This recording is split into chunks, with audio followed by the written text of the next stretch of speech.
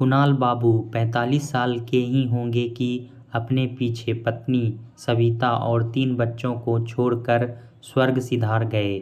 उनका बड़ा बेटा संदीप था, दूसरे नंबर पर बेटी अर्चना थी और सबसे छोटा रवि था। अचानक हुए इस हादसे को हम सब बर्दाश्त करने की स्थिति में नहीं थे। मुझे समझ थोड़ी कम थी, फिर भी इतना भी ना समझ नहीं था कि पिताजी के जाने का अर्थ ना समझ सकूं। माँ का रो रो कर बुरा हाल था। कच्ची गृहस्थी थी, ऐसे में उन्हें चारों तरफ सिवाय अंधकार के कुछ नहीं दिख रहा था। सारे रिश्तेदार घर में आए हुए थे। वे माँ को समझाने का भरसक प्रयास कर रहे थे, मगर वे कुछ समझने को तैयार ही नहीं थी। बस एक ही रट लगाई थी कि अब वे बाकी का जीवन कैसे गुजारेगी, कैसे अर्चना की शादी होगी, हम सबको वे कैसे संभालेगी। उनका रुदन सुनकर सभी की आंखें नम थी। थोड़ा बहुत वे मामा जी को समझने को तैयार थी। मामा जी भरे मन से बोले, दीदी दिल छोटा मत करो, मैं तुम्हारे लिए सुरक्षा कवच बनकर तब तक खड़ा रहूँगा जब तक तुम्हारा परिवार संभल नहीं जाता। उन्होंने अपना वादा निभाया। रोजाना शाम को बैंक की ड्यूटी से खाली होते तो सीधे घर आकर हमारा हाल चाल जरूर लेते। उनके आने से हम सब को बल मिलता। उन्हीं के प्रयास से संदीप भैया को पापा की जगह पोस्ट ऑफिस में नौकरी मिली। फंड से मिले रुपयों से अर्चना दीदी की शादी हुई। पापा का बनाया मकान था, सो रहने की समस्या नहीं थी। आहिस्ता आहिस्ता हमारा घर संभलने लगा। अर्चना दीदी की शादी के बाद बचे रुपयों को माँ ने अपने पास बुरे वक्त के लिए रख लिया।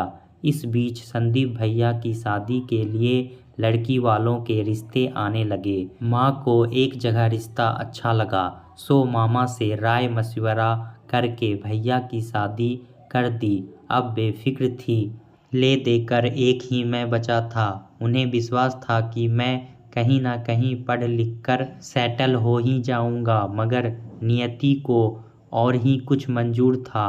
माँ को अचानक दिल का दौरा पड़ा और वे हम सब को रोता बिलखता छोड़कर चली गई। भैया को ज़्यादा फर्क नहीं पड़ा, पर मैं अकेला हो गया। मैं उस रोज़ फूट फूट कर रोया, क्योंकि एक माँ ही थी जो मेरी सब कुछ थी। मैं जब भी कभी उलझन में होता, वे बड़ी आसानी से मेरी समस्या का समाधान कर देती। एक तरफ से वे मेरी संबल थी। माँ की 13वीं तक अर्चना दीदी मेरे पास रही।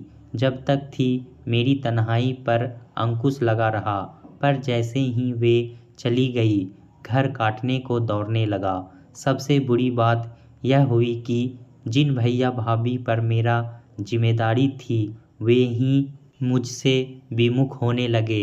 एक दिन मैंने माँ की पासबुक देखा तो पाया कि उसमें फूटी कौड़ी भी नहीं थी। यह जानकर मैं स्तब्ध रह गया। भैया से पूछा तो बड़े तल्ख शब्दों में बोले, मैं क्या जानूं, पूरे 4 लाख थे भैया, माँ ने मेरी पढ़ाई लिखाई के लिए रखे थे। मैं लगभग रुआसा हो गया। जब तू जानता था कि पूरे 4 लाख रुपए थे तो तुझे यह भी पता होगा कि रुपये कहाँ गए। मुझे तो पता भी नहीं था कि माँ ने इतने रुपये बैंक में रखे हैं। भैया बड़ी सफाई से अपना दामन बचा ले गए। भैया याद कीजिए, माँ ने आपको मेरी अनुपस्थिति में कुछ दिया हो। तेरा दिमाग तो नहीं खराब हो गया? माँ से दिन रात तो तू चिपका रहता था। तू दोनों क्या खिचड़ी पकाते थे, मैंने कभी जानने की भी कोशिश नहीं की। फिर वे कहाँ से मुझे रुपये देगी? मुझे रुपयों की ज़रूरत ही क्या है जो उनसे मांगूंगा और वे मुझको देगी? खिचड़ी कैसी बात कर रहे हैं भैया? ना मैंने ना माँ ने आज तक आपसे कुछ छिपाया। पापा का जो भी फंड मिला उससे अर्चना दीदी की शादी हुई और शेष रुपये जस के तस बैंक में जमा थे, तो इसलिए कि अगर मुझे बेहतर पढ़ाई करनी होगी तो आपसे मांगने की ज़रूरत ना पड़े। इतना घमंड? माँ आप पर आर्थिक बोझ नहीं डालना चाहती थी, अब आप इसे जिस रूप में लें, कहकर मैंने इस विवाद को विराम दिया, क्योंकि जब मैंने देखा ही नहीं तो क्या कर सकता हूँ। जबकि सच्चाई यही थी कि रुपये भैया ही ने लिए थे।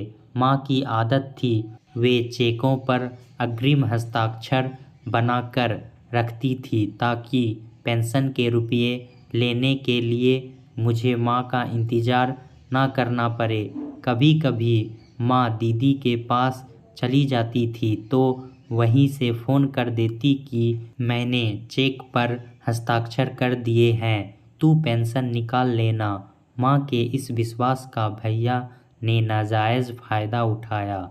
माँ के मरने की खबर रिश्तेदारों को देने जब मैं घर से बाहर निकला, उसी समय भैया भाभी को मौका मिला माँ का बक्सा खोलकर चेक और उनके रखे कुछ गहनों को चुराने का। मैं तो सोच भी नहीं सकता था कि एक तरफ माँ की लाश जमीन पर रखी हो, दूसरी तरफ भैया ऐसे घटिया प्रयास में लिप्त रहेंगे। ये सब सोचकर मेरा मन भीग गया। उस रोज़ माँ पिताजी की खूब याद आई। अगर आज वे जिंदा होते तो शायद यह सब ना देखना पड़ता। इन सब वजहों से मैं ज़्यादा पढ़ लिख भी नहीं पाया। घर में भैया भाभी का मेरे प्रति कोई सहयोगात्मक रवैया नहीं था। वे मेरे साथ बेगानों की तरह व्यवहार करते। आखिरकार जब मेरी पढ़ाई रुक गई तो मैंने एक शॉपिंग मार्ट में नौकरी कर ली। तनख्वाह कोई खास नहीं थी। अभी 1-2 दिन भी नहीं गुजरा था कि एक दिन मैंने भाभी को भैया से यह कहते सुना, कब तक मुफ्त की रोटियां तोड़ते रहेंगे देवर जी, 2-3 महीना होने दो। भैया बोले, अभी से कान भरोगे तभी कुछ सोचेगा। भाभी बोली। भैया ने घुमा फिरा कर भाभी की बात मेरे सामने दोहरा दी। मुझे नागवार लगा। भाभी ना सही, कम से कम भैया को तो सोच समझकर बात करनी चाहिए। एक तो मेरी पढ़ाई बीच में छूट गई, दूसरे नौकरी लगे 2-3 महीने भी नहीं हुए और घर खर्च का ताना देने लगे। काम से लौटने में कभी कभी मुझे देर हो जाया करती थी। ऐसे ही एक रात मैं देर से घर लौटा तो पाया कि घर के फाटक पर ताला लटक रहा था। मैंने पड़ोसी से चाबी लेकर फाटक खोला। कमरे की चाबी भैया एक खास जगह रख कर जाते थे, जिसका सिर्फ मुझे पता था। वहाँ से चाबी लेकर मैंने कमरा खोला।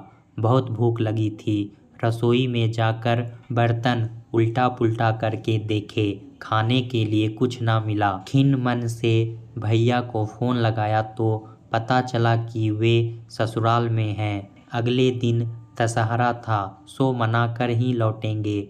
मैंने स्वयं रोटी बनानी चाहिए। जैसे ही गैस जलाई, कुछ सेकंड जली, फिर बंद हो गई। रात 11 बज गए।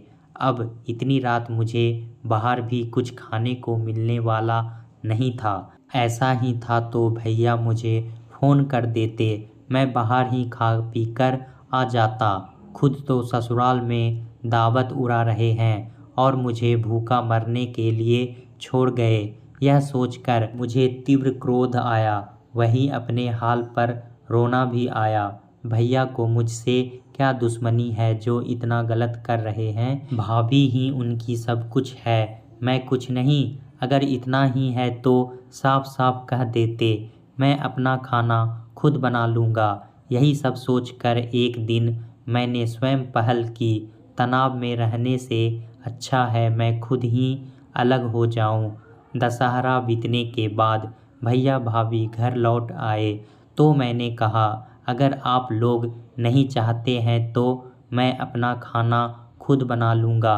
भाभी ने सुना तो तुनक गई, बोली, यह तो अच्छी बात हुई, 5 महीने से हमारा खा रहे थे, अब जब कमाने लगे तो अलग गुजारे की बात करने लगे। अलग गुजारे के लिए आप लोगों ने विवश किया। वैसे भी 5 महीने खिलाकर कोई ऐसा नहीं किया 4 लाख रुपये थे माँ के खाते में, जिसे आप लोगों ने छल से निकाल लिया। मैंने भी कहने में कोई कसर ना छोड़ी। अब जब अलग रहना ही है तो मन की भड़ास निकालना ही मुझे उचित लगा। बेशर्म, हम लोगों पर इस तरह इल्ज़ाम लगाते हुए शर्म नहीं आती? संदीप भैया मुझ पर चिल्लाए। हकीकत है भैया, आज वह रुपया होता तो मुझे अपनी पढ़ाई बीच में छोड़कर शॉपिंग मार्ट की मामूली नौकरी नहीं करनी पड़ती। तो क्या कलेक्टरी करते? कलेक्टरी नहीं करता, मगर ढंग से नौकरी तो करता। आपने पिता का फर्ज निभाना तो दूर, मेरा हक भी मार लिया। उन्हें मेरी बात का इतना बुरा लगा कि मुझे मारने के लिए उठे, मगर ना जाने क्या सोचकर रुक गए। आज से तुम्हारा हमारा संबंध खत्म, कहकर भैया अपने कमरे में चले गए। पीछे पीछे रूपा भाभी भी कमरे में जा पहुंची। ऐसा भाई मैंने जिंदगी में नहीं देखा था। बड़े भाई पर इल्ज़ाम लगा रहा है। 5 महीने से खिला पिला रहे थे, यह सोचकर कि भाई है, उसका यह सिला दिया। एहसान फरामोश। भैया सुनते रहे। तभी अर्चना दीदी आ गई। मैंने भरसक माहौल बदलने की कोशिश की तो भी वे समझ गई। जब तक माँ जिंदा थी, भैया भाभी ने उनकी खूब आवभगत की। माँ पेंशन का आधा हिस्सा उन्हीं लोगों को दे देती थी, शेष अपने लिए रखती थी। अर्चना के बच्चों की डिमांड वही पूरा करती। भैया भाभी सिर्फ समय से नाश्ता खाना खिला देते। भाभी को इतनी भी फर्ज पहाड़ सा लगता। पीछे भैया से भुनभुनाती। 2-4 दिन के लिए अर्चना दीदी आती तो भाभी चाहती कि दीदी किचन में उनका हाथ बटाए। अपने बच्चों का एक भी सामान वे अर्चना दीदी के बच्चों को देना नहीं चाहती थी। एक दिन रात सोने के समय उनका चॉकलेट पाउडर खत्म हो गया। दीदी का छोटा बेटा अरब उसके बिना दूध नहीं पीता था, सो वे भाभी के पास गई। भाभी, जरा सा पाउडर ले लेती हूँ अपने अरब के लिए, कल सुबह मंगा लूँगी। भाभी हंसकर टालने की नीयत से बोली, अपना भी यही हाल है, थोड़ा सा बचा है, खत्म हो जाएगा तो मुश्किल होगी। इनका हाल तो जानती है। भैया की ओर मुखातिब होकर बोली, कोई सामान लाने में ये कितनी आलसी है। भैया नजरें चुराने लगे। दीदी को सब कुछ समझते देर ना लगी। उनका मन खिन्न हो गया। वे उल्टे पांव लौट आई। रूपा भाभी का मायका आर्थिक रूप से कमजोर था। पिता एक छोटी सी कंपनी में ड्राइवर थे। बिमला जी यह सोचकर उन्हें लाई थी कि गरीब घर की बहू रहेगी तो निभा हो जाएगा, मगर उल्टा हुआ। कुछ ना देखने वाली भाभी को जब सरकारी नौकरी वाला आर्थिक रूप से संपन्न पति मिला तो वे आर्थिक और अहंकारी हो गई। उन्हें लगा कि अब उन्हें किसी की ज़रूरत नहीं। मायके से उन्हें सह मिलती रही। उनकी माँ चाहती थी कि किसी तरह उनके बेटी दामाद अपना अचल हिस्सा लेकर स्वतंत्र गृहस्थी बसाए। माँ के मरने के बाद भरसक उनका यही प्रयास रहा कि किसी तरह मैं इस मकान का अपना हिस्सा उन्हें बेच दूँ। मैंने मन बना लिया था कि चाहे वो जो भी कर ले, मैं पिताजी की अमानत नहीं छोड़ूंगा। मुझे मानसिक रूप से प्रताड़ित करने के पीछे उनकी यही मंशा थी। इस प्रताड़ना से बचने के लिए जब मुझे तनख्वाह मिलने लगी तो उनके यहाँ खाना छोड़ दिया। यह भी उन्हें बर्दाश्त ना हुआ। कभी बिजली तो कभी मकान के टैक्स के नाम पर वे मुझे जब तब परेशान करती। एक दिन मुझसे रहा नहीं गया तो बोल दिया, रूपा भाभी, सबसे ज़्यादा बिजली आप खर्च करती हैं। टीवी, फ्रिज, कूलर, मिक्सचर सभी आपके पास है और बिजली बिल मुझसे भरने कहती हैं। आप भी खरीद लीजिए, मैंने मना तो नहीं किया। उनकी वाणी में व्यंग का पुट था, मगर बिजली का बिल आधा आपको देना ही होगा। आधा क्यों? कनेक्शन पिताजी के नाम है, घर की आधी हिस्सेदारी आपकी भी बनती है, तो बिल भी तो आधा देना होगा। अच्छा तर्क है आपका। बराबर क्यों? मैं उखरा। आप ज़्यादा खर्च करेंगी तो ज़्यादा देंगी, मैं कम खर्च तो कम दूंगा। बिजली के नाम पर मैं सिर्फ एक 15 वाट का बल्ब और एक पंखे का इस्तेमाल करता हूँ। उन्हें मेरा तर्क नागवार लगा। तुनक कर संदीप भैया के पास गई। भैया चुपचाप सुन रहे थे। मुझे काम की जल्दी थी, सो जल्दी जल्दी कपड़े पहनकर निकल गया। मेरे जाने के बाद दोनों के बीच जो भी खुसुर फुसुर हुई हो, मुझे पता नहीं। हाँ, 2 दिनों बाद भैया ने मुझे अपना फैसला सुनाया। मैं रोज रोज की किचकिच से उब चुका हूँ। बेहतर होगा हम इस मकान को बेचकर अलग हो जाएं। यह सुनकर मैं सन्न रह गया। मुझे सपने में भी भान नहीं था कि भैया पिताजी की विरासत के प्रति इस कदर निर्मम होंगे। आदमी जानवर पालता है तो उससे भी मोह हो जाता है। यहाँ तो पिताजी के सपनों का आशियाना था। इससे कितनी यादें हम लोगों से जुड़ी थी। कितने कष्टों को झेल कर उन्होंने यह मकान बनवाया था। किराए के मकान में रहकर उन्होंने बहुत परेशानी झेली थी। 15 किराएदारों के बीच सुबह 3 बजे ही मम्मी पापा को उठना पड़ता था ताकि सबसे पहले पानी भर सके। साझा बाथरूम अलग सिरदर्द था।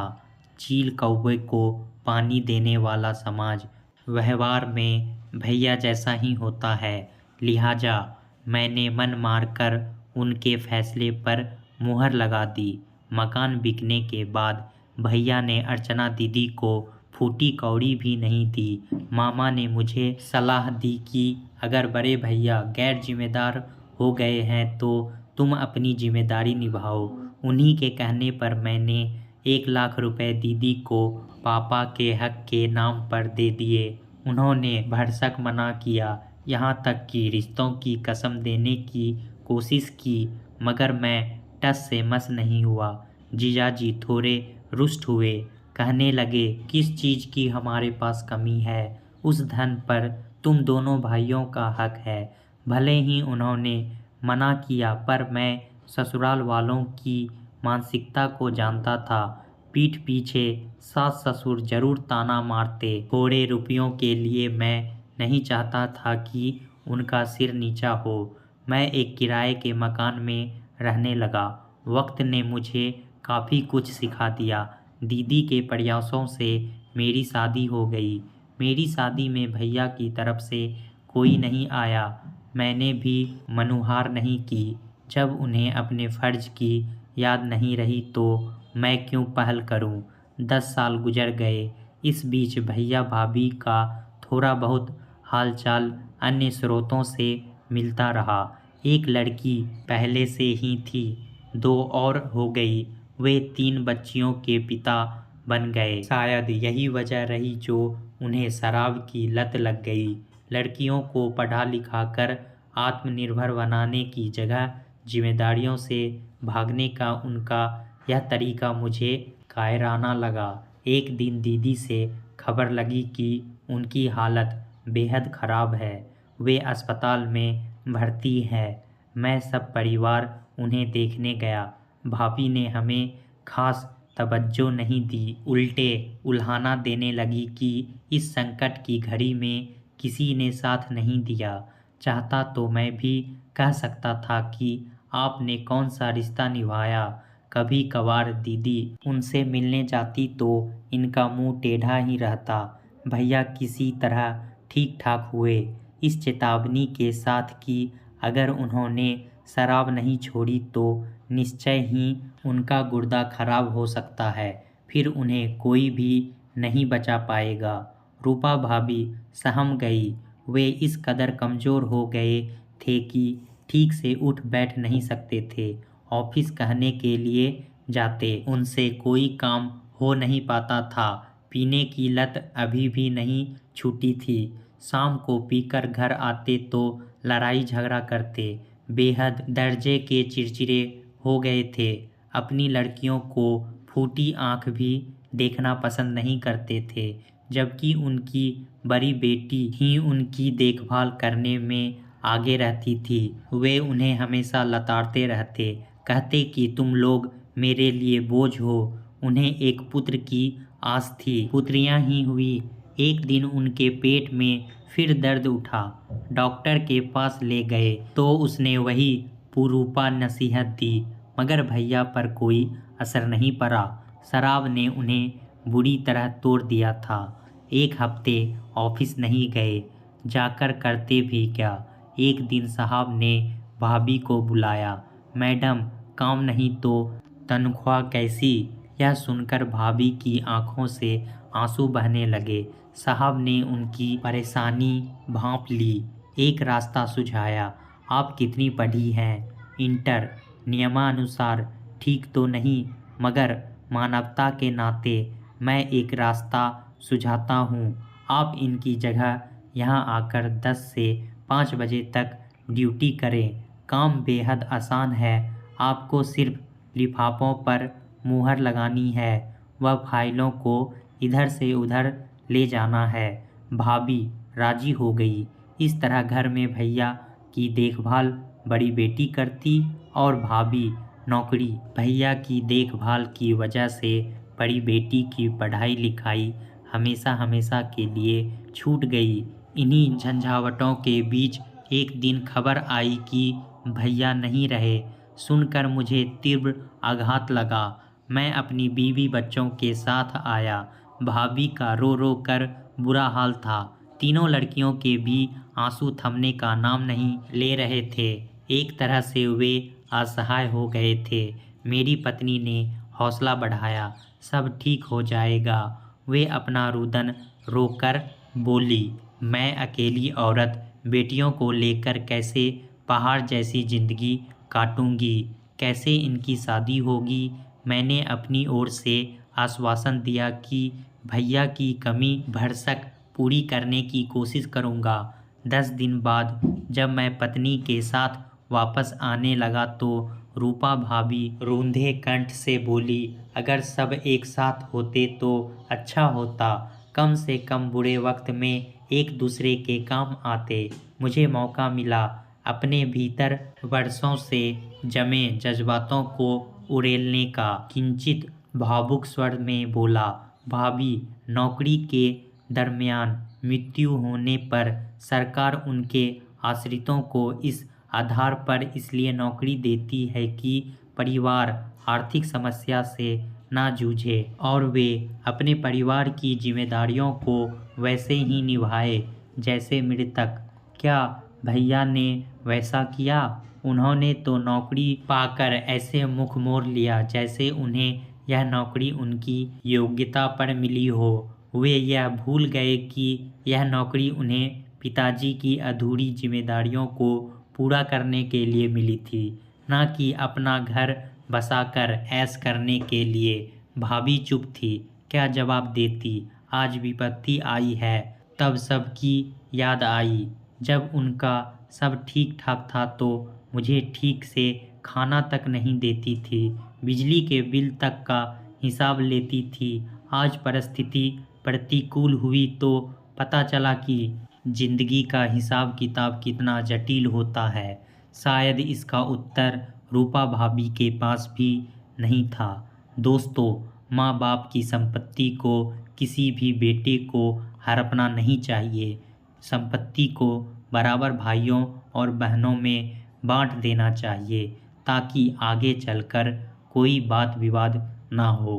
दोस्तों, कहानी कैसा लगा हमें कमेंट में ज़रूर बताएं। इसी तरह की पारिवारिक कहानी सुनने के लिए हमारे चैनल को सब्सक्राइब करना ना भूलें। धन्यवाद।